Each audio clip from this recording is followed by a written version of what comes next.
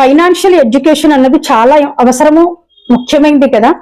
కానీ ఇది ఎక్కడ నేర్పించరు. ఇది నేర్చుకోవడానికి చాలా అనుభవంతో డబ్బులు సంపాదించడమే కదా, దాన్ని మేనేజ్ చేయడంలో కూడా అనుభవం ఉన్న వాళ్ళతోటి స్నేహం చేయండి. చాలా చాలా అనుభవంతో చెప్తున్నాను ఈ మాటని.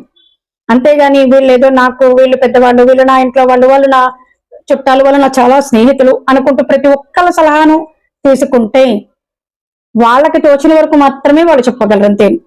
కానీ దాన్ని ఒక అనుభవపూర్వకంగా ఉండి ఫైనాన్షియల్ గా ఫ్రీడమ్ తో ఉన్న వాళ్ళ అనుభవం తీసుకోవడం చాలా అవసరం కూడా.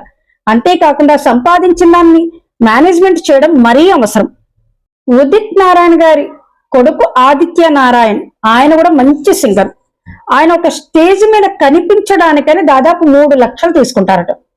అదే స్టేజ్ మీద ఆయన ఒక పాట పాడాలి అంటే దాదాపు 8 లక్షలు తీసుకుంటారు. అదే రియాలిటీ షో అయితే ఇంకా చెప్పక్కర్లేదు.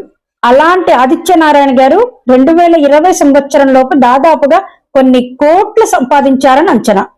కానీ ఎప్పుడైతే కోవిడ్ వచ్చిందో షోలు ఆగిపోయాయి.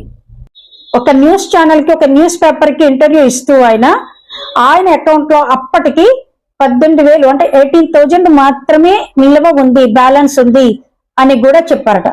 ఒక షోకి 3 లక్షలు 8 లక్షలు తీసుకునే వ్యక్తి తన బ్యాంక్ అకౌంట్ లో 18,000 మాత్రమే ఉంది అంటే ఈ జర్నీలో, ఈయన స్టోరీలో ఎన్ని నేర్చుకోవచ్చు మనం. ఒకటి, సంపాదించారు కానీ దాన్ని ఖర్చు పెట్టడం తెలియలేదు. రెండోది, ఒకే ఆదాయం మీద నిలబడ్డారు, రెండో ఆదాయం లేకుండాను. మూడోది, ఎప్పుడు ఎవరికి ఎటువంటి పరిస్థితులు వస్తాయో ఎవరికీ తెలియదు. కాబట్టి అన్ని విధాలుగా అలర్ట్ గా ఉండాలి. అలా లేనప్పుడు ఏమవుతుందంటే వాళ్ళొక్కరూ కాదు, వాళ్ళని నమ్ముకుని వెనకాల ఉండే కుటుంబ సభ్యులు కూడా బాధపడాల్సి వస్తుంది.